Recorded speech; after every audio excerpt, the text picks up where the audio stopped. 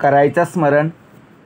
गुरुर्ब्रह्मा गुरुर्विष्णू गुरुर्देहो महेश्वरः श्री सद्गुरु साक्षात परब्रह्म तस्मै श्री सद्गुरुवे नमः. जय जय रघुवीर समर्थ. जय जय रघुवीर समर्थ. श्रीमद श्रीदासबोध दशक 13वा नामरूप समास चौथा प्रलय निरूपण नाम श्रीराम समर्थ. पृथ्वीस होईल अंत भूतांस मांडेल कल्पांत ऐसा समाचार साध्यंत शास्त्री निरूपिला. जय जय रघुवीर समर्थ. जय सद्गुरू. कार्याला सुरुवात झालेली आहे. आली झोप. या झोपेला पहिलं बाजूला सारायला हवं. कारण ज्याप्रमाणे आपले डोळे मिटत आहेत, परंतु प्रत्यक्ष त्या पापण्यांचं वजन किती आहे हो. का भाग दिलेला आहे? कारण समास आजचा उत्तमाचा आहे.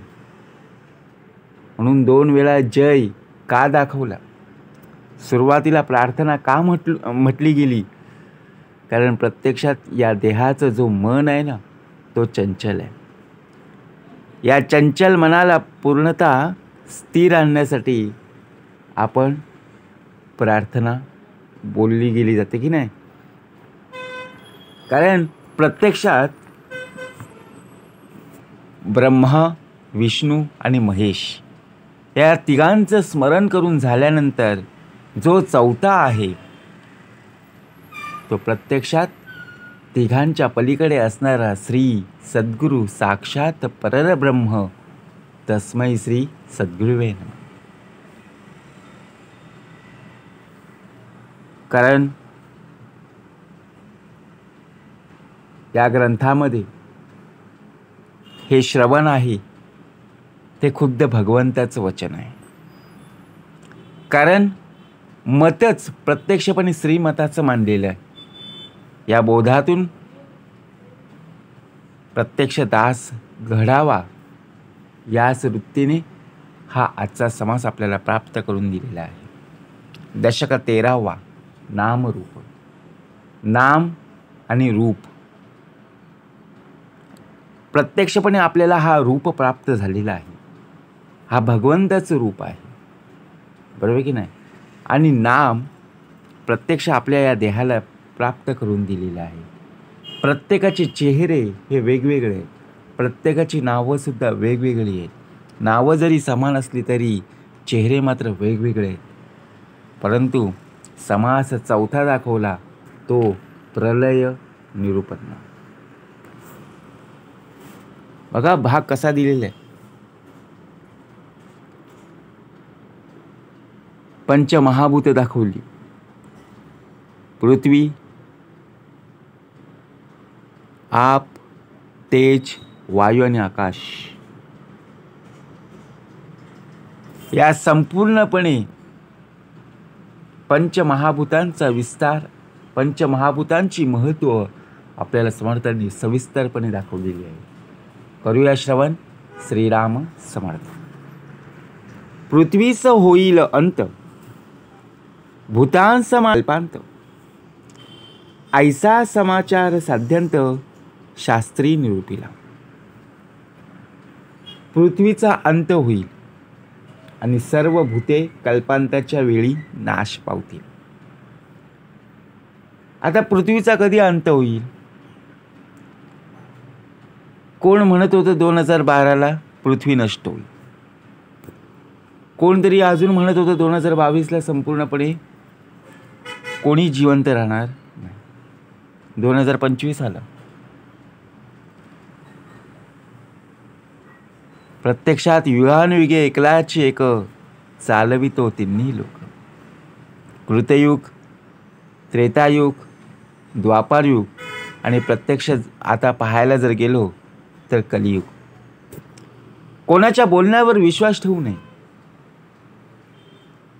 कारण ज्याने पृथ्वी, आप, तेज, वायू आणि आकाश या पंचमहाभूतांचा संपूर्णपणे हा नरदेह प्राप्त करून दिलेला आहे. या पृथ्वी तलावर आपला जन्म झालेला आहे. मग पृथ्वीचा अंत केव्हा?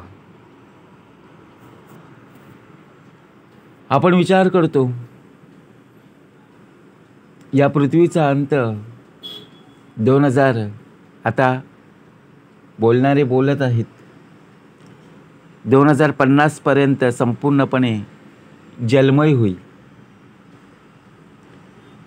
कारण का? आपल्याला कोणी बोललं की लगेच आतून धडकी भरते. खरंच होईल का?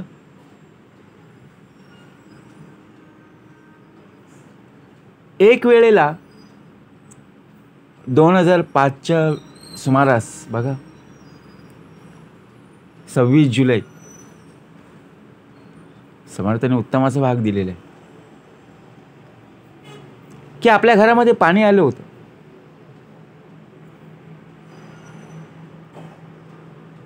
मग ज्यावेळी पाणी आलं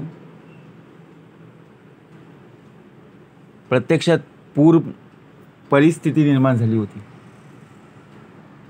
घरामध्ये सर्व जे मौल्यवान वस्तू होते ते सुद्धा सर्व भिजले, खराब झाले काही वस्तू. मग याला कारणीभूत कोण? याला कोण रोखू शकेल? विचार करा. आता सध्या बघा उन्हाळ्याचे दिवस आहेत. तापमान वाढलेलं आहे. आपल्याला एखाद्या झाडाच्या सावलीमध्ये आश्रय घ्यावासा वाटतो. रस्त्यातून चालत असताना रस्ता तापलेला आहे, उन्हाचे चटके बसत आहेत, कारण आजचा समासच उत्तमाचा आहे. परंतु बघा घसा कोरडा पडतो, तहान लागते. कुठे झाड असेल त्या झाडाच्या सावलीमध्ये आपल्याला राहावंसं वाटतं. वरून सूर्यप्रकाश, रस्त्यातून चालत असताना उन्हाचे चटके. मग आता करायचं काय? प्रवास तर करायचा आहे. मग पृथ्वीचं होईल अंत. अंत कुठपर्यंत? भूतांचं मांडलेलं कल्पांत. सर्व भूते कल्पांताच्या वेळी नाश पावते. ही जी पंचमहाभूते आहेत ना, कल्पांताच्या वेळी नाश पावते. सहजासहजी नाही हो. ऐसा समाचार साध्यांत शास्त्री निरूपिला. आपण समाचार पाहतोच. कोणी बोललं की लगेच आपण ऐकतो आणि त्याप्रमाणे बघा विश्वास ठेवतो. परंतु ज्याने सृष्टी निर्माण केलेली आहे,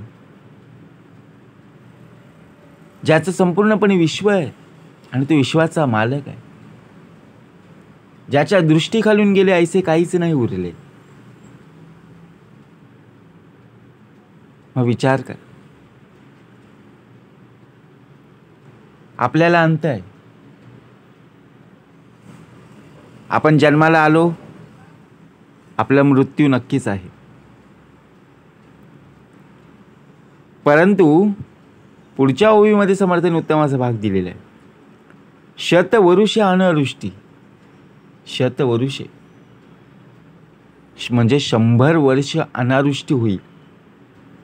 तेने जळेल हे सृष्टी, पर्वत माती ऐसी पृष्टी भूमीची तरके.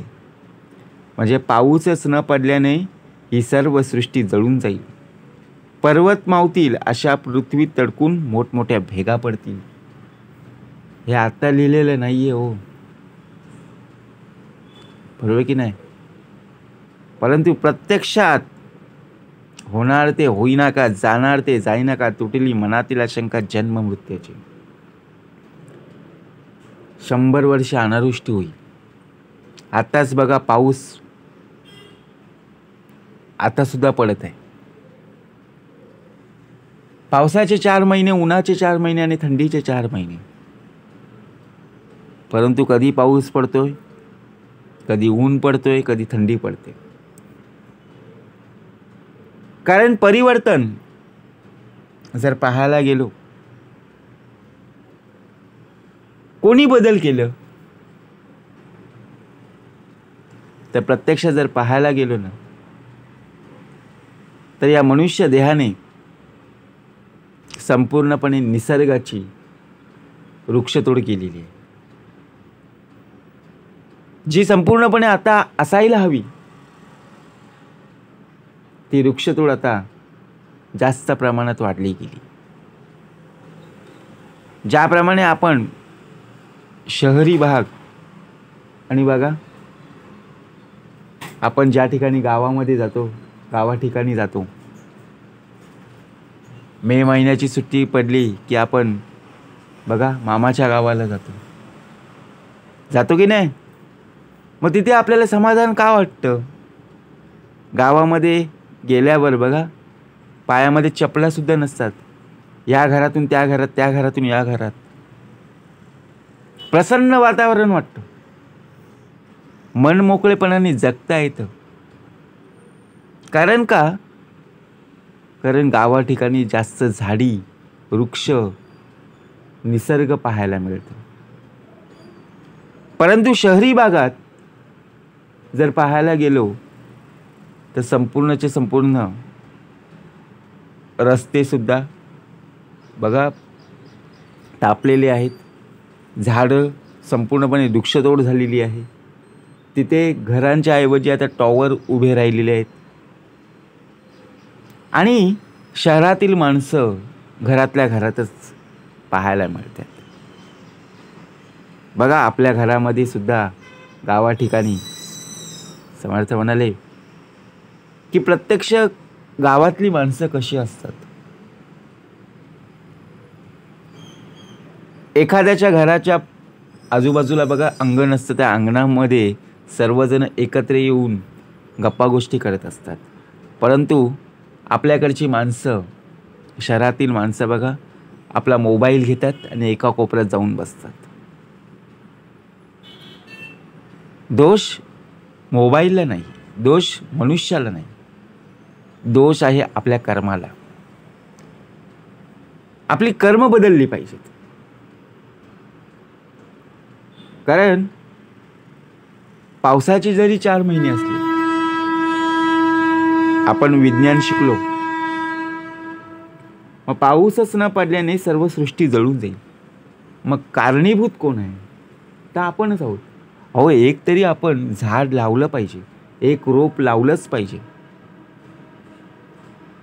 अहो, शेवटच्या क्षणी सुद्धा आपल्याला ते लाकूड उपयोगी येतं. मग एवढं त्याचं महत्त्व असून सुद्धा आपल्याला एक तरी रोप किंवा झाड का लावता येत नाही? अहो, जिथे वृक्ष नाहीये मग तिथे पाऊस येईलच कसं? मग मोठमोठ्या भेगा आपल्याला पाहायला मिळतात.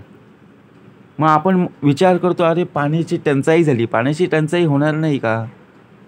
कारण सूर्यप्रकाशामुळे विहिरी कोरड्या झाल्या, तलाव सुकली, नदी नाल्यातलं पाणी कमी झालं, धरणातलं पाणी कमी झालं. आता विचार करा. पण प्रत्यक्ष समर्थांनी भाग दिलेला. 12 कळी सूर्यमंडळा, किरणांपासून निगती ज्वाला, शतवरुषे भूगोला दहन होय. आपण भूगोल शिकलो. सूर्य 12 कलांनी तापू लागेल, आहे ना. डोक्यावर टोपी घेतल्याशिवाय आपण घराच्या बाहेर निघत नाही आता. त्यामुळे त्याच्या किरणातून ज्वाला निघून 100 वर्ष भूगोल जळत राहील. विचार कर.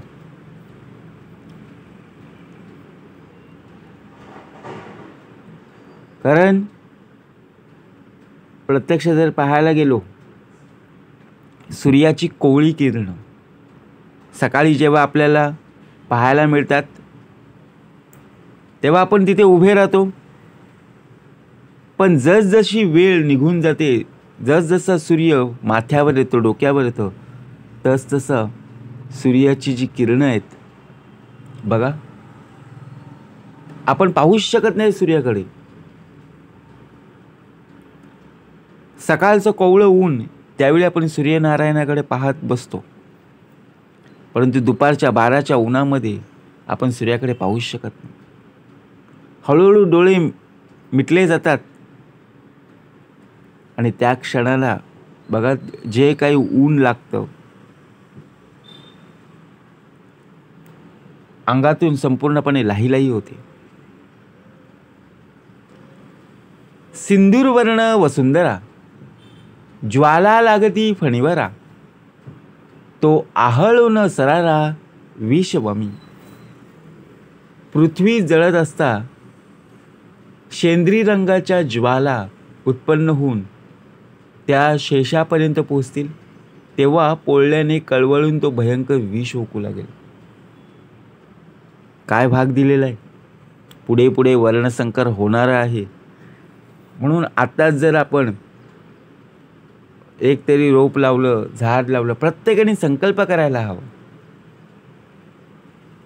की पुढच्या दिवशी काय होणार आहे ते आपल्याला आत्तापासून पूर्वसूचना दिलेली आहे की पृथ्वी जळत असताना शेंद्री रंगाच्या ज्वाला उत्पन्न होणार आहेत आणि नक्कीच, आणि तेव्हा पोळल्याने कळवळून तो भयंकर विष ओकू लागेल. कारण पूर्वीची लोक आपल्याला म्हणायची, बघा आपण विचार करतो अरे काय नवीन पिढी जे काय बोलते तेच खरं, आपण जुन्या लोकांचं अजूनपर्यंत ऐकत नाही, परंतु त्यांचा अनुभव आपल्याला घेता यायला हवा.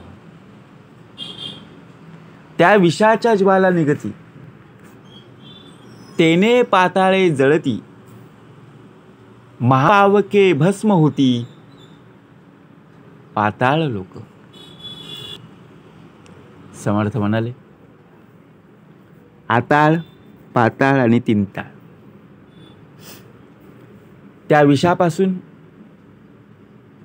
ज्वाला निघून त्यामुळे पाताळ जळू लागेल आणि त्या महाअग्नी सर्व पाताळ लोक जळून भस्म होतील. चंद्रावर जाणं सोपं आहे, अनेक ग्रहांवर आपण जाऊ शकतो, परंतु सूर्याकडे जाणं खूप कठीण आहे. कोणीही जाऊ शकत. आरक्त देखिले डोळा, ग्रासिले सूर्यमंडळा, वाढता वाढता वाढे, भेदिले शून्य मंडळ. कोणाची हिंमत नाही. माध्यानी थुंकता सूर्यावरी, तोच थुंका पडे आपणावर. किती आपण बघा, सूर्यप्रकाश ज्याप्रमाणे पृथ्वी तलावर येत आहे, सूर्याला झाकण्याचा कितीही प्रयत्न जरी केला तरी सूर्याला झाकणं शक्य नाही. त्याला सुद्धा महत्त्वाचं कार्य प्राप्त करून दिलेलं आहे. तो सुद्धा कार्याला हजर आहे. तेथे महाभूते खवळती, प्रलय वात सुटती, प्रलय प्रवाहक वाढती चहूकडे. यामुळे पंचमहाभूते खवळतील आणि प्रलयकाचा वारा वाहू लागण्याने त्यामुळे चहूकडे संपूर्णपणे प्रलयाग्नी पसरेल. आता आपण समुद्रकिनारी जेव्हा जातो बघा, समुद्रकिनारी गेल्यानंतर त्या समुद्र किनाऱ्यावर आपण बसलेलो असतो. समोर अफाट समुद्र पाहायला मिळतो. जर भरती असेल तर अनेक प्रकारच्या लाटा आपल्याला उसळलेल्या दिसतात, पाहायला मिळतात. रस्त्याच्या वरती पाणी येत असतं, आपल्याला खूप मजा वाटत असते. ओहोटीच्या वेळी बघा, पाणी नसल्याने आपण त्या समुद्रकिनारी असलेलो तिथून चालत चालत आपण जाण्याचा प्रयत्न करत असतो. शंख शिंपले गोळा करत असतो, परंतु तेथे महाभूते खवळती. प्रलयवाद सुटती. वारा, हवा, खूप सारा बघा प्रत्यक्षपणे आपल्याला अनुभवायला मिळतो. आता एखादा समुद्र जर आपण पाहायला गेलो, त्या समुद्रकिनारी असणारी संपूर्णपणे वर्दळ, तिथले लोक कशा प्रकारे आनंद घेत आहेत. आपण सुद्धा जातो, परंतु ज्याप्रमाणे तो समुद्र खवळलेला पाहायला मिळतो, आपण विचार करतो अरे भरती आहे, परंतु एवढा पाणी कसं काय आला. काही काही पाण्यामध्ये बघा भोवरे येतात, आणि त्या भोवऱ्यामध्ये जर एखादा मनुष्य अडकला ना, तो गेलाच म्हणून समजायचं. आपल्याला समुद्र सपाटीपासूनची उंची आपल्याला कळत नाही, किती खोल पाणी आहे. समुद्र सपाटी पाहायला गेलो, जेव्हा पाणी आटलेलं आपल्याला पाहायला मिळतं, तेव्हा तो समुद्र संपूर्णपणे बघा सपाट दिसतो. पण जेव्हा पाण्याची पातळी वाढते, तेव्हा आपल्याला खोलवर बघा ते समुद्राचं पाणी वाटत असतं. कारण जसजसं आपण पाऊल पुढे टाकत जाऊ, तसतसं ते जिथे आपण पाय टाकू तिथली माती इकडे तिकडे बाजूला पसरली जाते, आणि तो पाय आपला खाली गेला जातो. तेथे 11 रुद्र खवळलेले. किती? 11 रुद्र. भीमरूपी महारुद्र, वज्र हनुमान मारुती. 12 सूर्य कडकडीले, पावक मात्र एकवटले प्रलयकाली. त्यावेळी 11 रुद्र खवळतील, 12 सूर्य कडकडातील, आणि प्रलयकाली सर्व अग्नी एकवटतील.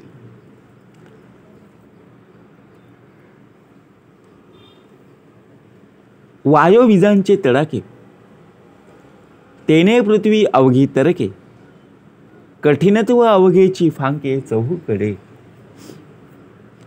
आता पावसाचे दिवस आले की पावसाळ्यात अचानक पाऊस पडत नाही.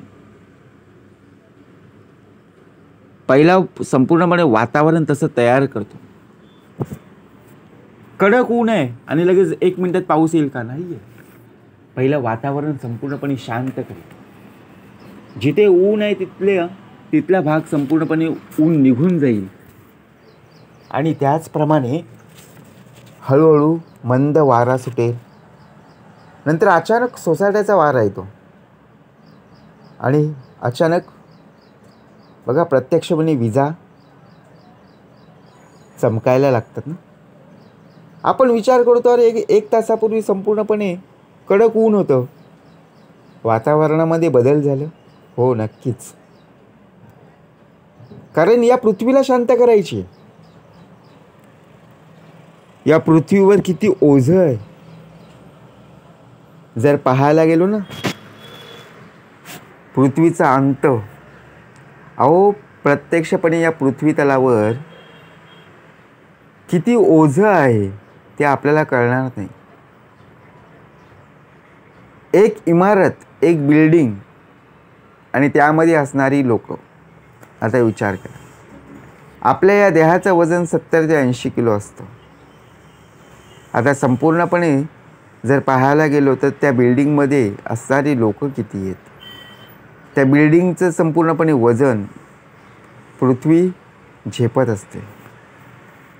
फक्त एकाच बिल्डिंगमध्ये अशा असंख्य बघा बिल्डिंगा पाहायला मिळतात. अनेक प्रकारच्या बिल्डिंगा, उंच उंच टॉवर पाहायला मिळतात. अनेक प्रकारचे वृक्ष असतात. मग जसजशी मोठी मोठी वृक्ष असतात ना, जेव्हा पावसाळ्याचे दिवस असतात, आता पावसाळ्याला बघा सुरुवात नक्कीच होणार आहे. यावेळी लवकर पाऊस सांगितलेला आहे. परंतु जसजशी मोठी झाडं होतात तसतशी ती झाडं उन्मळून पडतात. बघा, काही झाडं उन्हामध्ये करपली जातात, सुकली जातात. पावसाळ्यात जर पाहायला गेलो तर मोठमोठी झाडांना सर्वात जास्त वेदना होत असतात, कारण तीच झाडं पडली जातात. छोटी छोटी लवाले, छोटी छोटी गवतं मात्र इकडे तिकडे बघा डोलत असतात. ते कधी तुटत नाही, ते कधी मोडत नाही. पडतात ती मोठमोठी वृक्षच, गाड्यांवर पडतात, रस्त्यावर पडत असतात. म्हणून विचार कर, तेने पृथ्वी अवघी तरके, कठीणत्व अवघेची फांके चौकडे. तेथे मेरूची कोण गणना, कोण सांभाळील कोणा, चंद्र सूर्य तारांगण मूस झाली. तेथे मेरूची काय कथा, तेथे कोण कोणाला सांभाळू शकेल. चंद्र आहे, सूर्य आहे, तारांगण आहेत, सर्व वितळून एकवटतील. विचार जर केला तर आता आकाशामध्ये सूर्य आपल्याला पाहायला मिळतं, चंद्रसुद्धा पाहायला मिळतं आणि तारेसुद्धा पाहायला मिळतात. परंतु जे तारका आहेत, तारे आहेत, ते सूर्यप्रकाशात कधीच पाहायला मिळत नाही. ते चंद्रप्रकाशामध्येच पाहायला मिळतं. परंतु ज्याप्रमाणे पृथ्वीने विरी सांडिली, अवघी दगदमायन केली, ब्रह्मांड भटी जळून गेली एकसरा. सारी पृथ्वी कठीणत्व सोडून धगधगायमन होऊन ब्रह्मांडभर झालेलं जी भट्टी असते, एकाच वेळी ती जळून जाईल.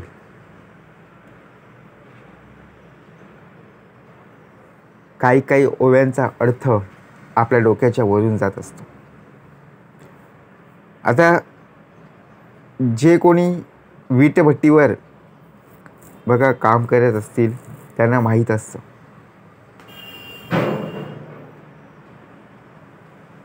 कारण तिथे असणारं ऊन आणि ते आपण वीटभट्टीचं काम करत आहोत, तिथून सुद्धा निघणाऱ्या आगीच्या ज्वाळा बघा, प्रत्यक्षपणे जर पाहायला गेलो, पृथ्वीने विरी सांडिली, सारी पृथ्वी कठीणत्व झाली. परंतु प्रत्यक्ष जर पाहायला गेलो ना, एखादं पाणी असतं, त्या पाण्यामध्ये सुद्धा अचानक आग लागलेली पाहायला मिळते. मग आपण विचार करतो, अरे एवढं भलं मोठं पाणी असताना, पाण्याचा प्रवाह असताना आग कशी लागेल. परंतु जळून विरी सांडिली, विशेष महावृष्टी झाली, तेने पृथ्वी विराली जळांमध्ये. जळानेही प्रत्यक्षपणे सत्व सोडले की विशेष महावृष्टी होऊन त्या जलामध्ये पृथ्वी विरून जाईल.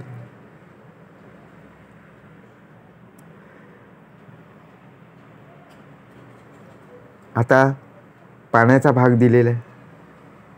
पाण्यामध्ये सुद्धा बघा जलचर प्राणी असतात,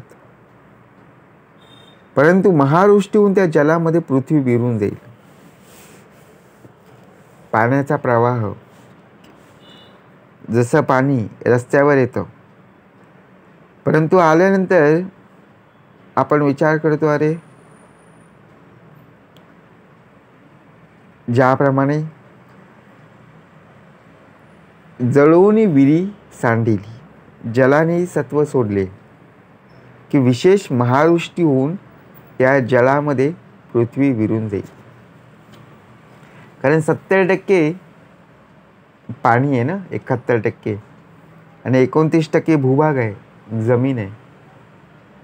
मग पाण्याचा प्रवाह जर जेव्हा येईल ना, तेव्हा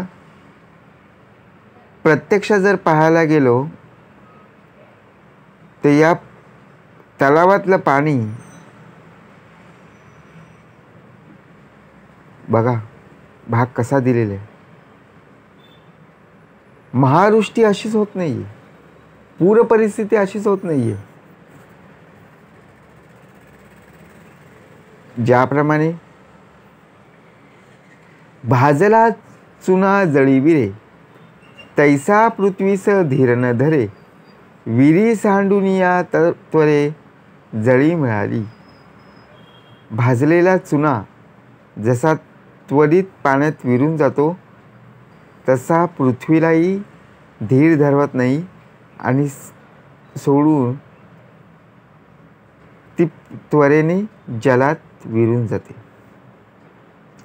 आता भाजलेला चुना असतो बघा, त्वरित जर आपण पाण्यात विरघळून ठेवला, तसा पृथ्वीलाही म्हणजे भाग कसा दिलेला आहे बघा. आपल्या भिंतीचा चुना नाही. आता या पृथ्वी तलावर अनेक प्रकारचे वृक्ष लावायचे आहेत. वृक्ष लावत असताना त्या वृक्षांचं संवर्धन सुद्धा आपल्याला करता यायला हवं. म्हणजेच सत्वगुण, तमोगुण आणि रजोगुण या प्रकारची 3 कर्म आपल्याला पाहायला मिळत असतात.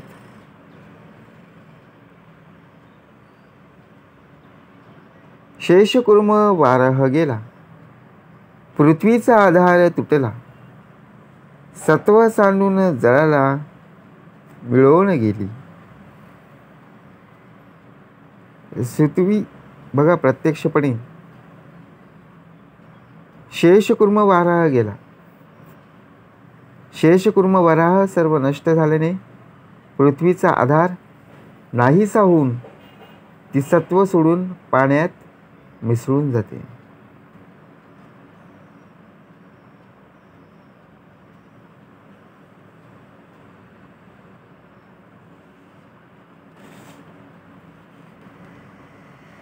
तेथे प्रलय मग उचलले, कठीण घोष गर्जिनले, अखंड विजा कडकडीले ध्वनी घोष. आता पृथ्वीचा आधार नाहीसा होऊन सत्व सोडून पाण्यात मिसळून गेला.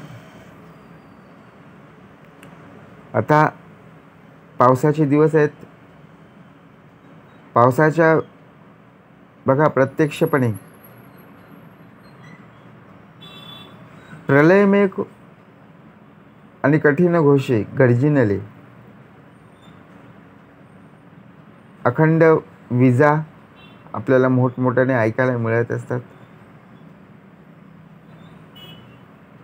म्हणजेच आपण घरामध्ये बसलेलो आहोत, अचानक जोरात पाऊस येतो, विजांचा पाऊस, विजांच्या कडकडांचा आवाज, ढगांचा गडगडाट आपल्याला ऐकायला येत असतो. ध्वनिघोष म्हणजे ढगांचा आवाज येत असतो की नाही. आपण बोलत असतो की 1 तास तरी पाऊस थांबणार नाही, परंतु अचानक पाऊस सुद्धा थांबतो आणि पाऊस संपला की आपोआप ते विजा सुद्धा कमी व्हायला लागतात. पर्वत पाय पडती गारा, पर्वत उडती ऐसा वारा, निबिडतया अंधकारा उपमाची नाही. काही ठिकाणी बघा मोठमोठ्या गारा पडू लागतात, परंतु ते गारा उचलताच येऊ शकत नाही. उचलायला गेलो तर बघा ज्याप्रमाणे गारा पडलेल्या आहेत, त्या गारा उचलण्यासाठी आपण किती प्रयत्न केले तरी त्या गारांचं पाणी पाहायला.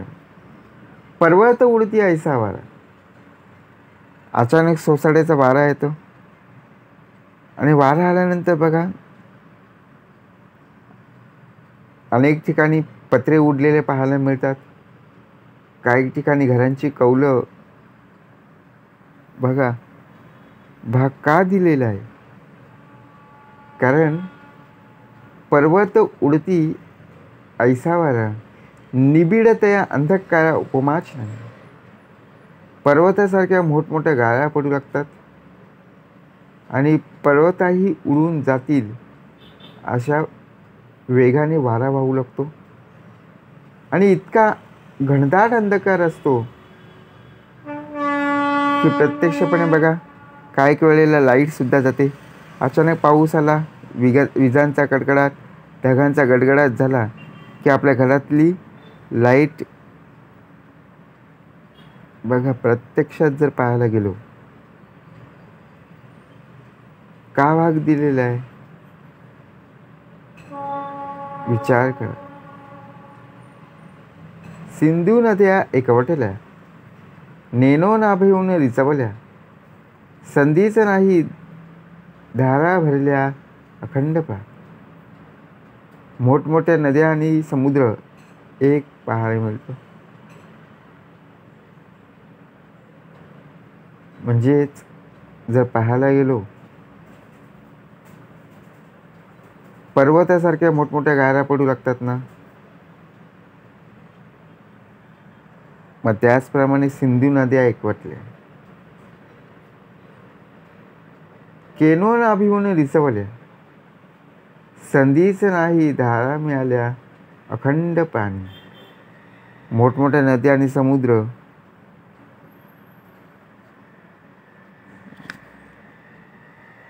अनेक प्रकारच्या नद्या आपल्याला पाहायला मिळतात, परंतु त्या नद्यांचं पाणी सुद्धा समुद्रातच गेलं जातं.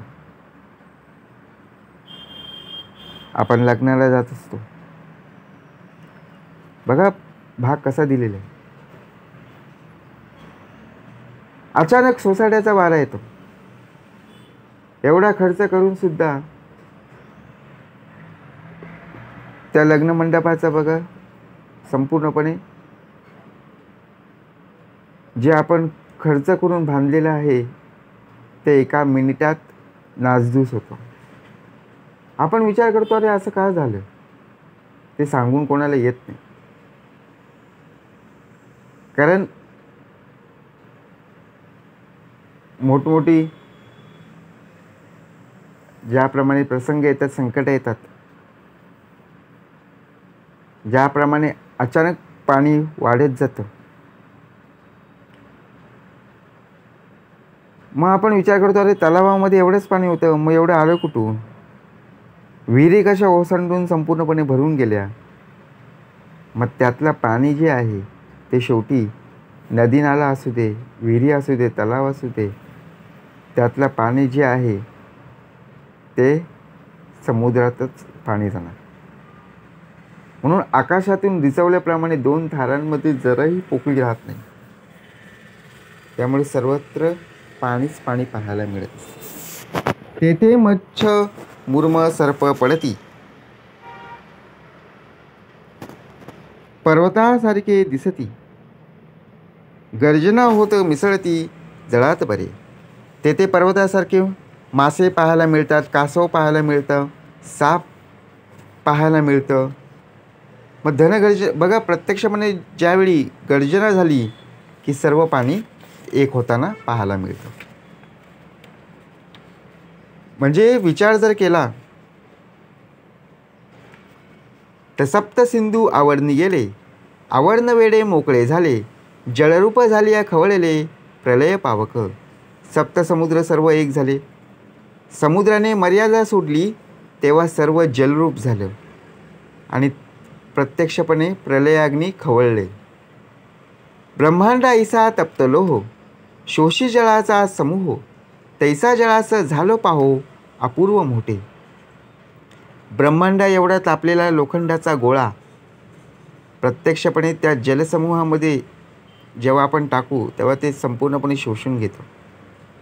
बघा, आपण चहाचा टोप आपण गरम केला की त्यावर जर आपण पाणी ओतलं किंवा तवा असेल बघा, त्यावर चपाती झालेली आहे आणि चपाती बाजूला सारली आणि त्यावर जर आपण पाणी जर मारलं तर आवाजसुद्धा येतं आणि त्या ठिणग्या बघा कशा एकमेकांचं पाणी ते कमी करून घेत असतात.